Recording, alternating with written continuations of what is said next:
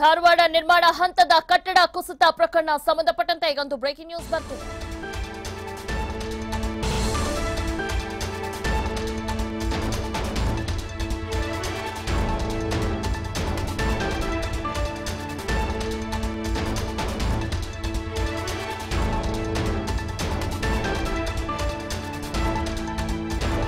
ಧಾರವಾಡದ ನಿರ್ಮಾಣ ಹಂತದ ಕಟ್ಟಡ ಕುಸಿತ ಪ್ರಕರಣ ಸಂಬಂಧಪಟ್ಟಂತೆ ಪೊಲೀಸರಿಗೆ 4 ಪಾಲುದಾರರು ಶರಣಾಗಿದ್ದಾರೆ. ಧಾರವಾಡದ ಉಪನಗರ ಠಾಣೆಯಲ್ಲಿ ಮಧ್ಯರಾತ್ರಿ ಶರಣಾಗಿದ್ದಾರೆ.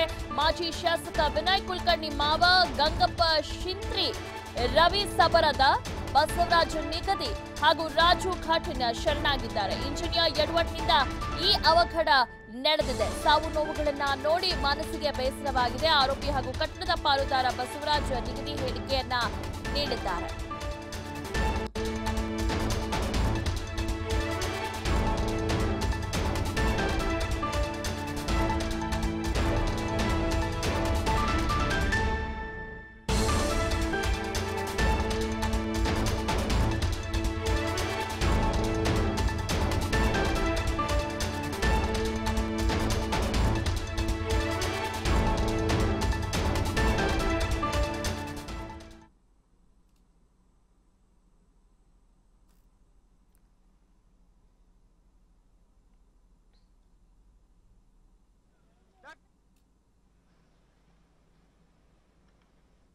ನಿಮ್ಮ ಮನೆಗಳು ನೀವು ಕಳಪೆ ಹಾಕಿ ಕಟ್ಕೋತೀರಿ.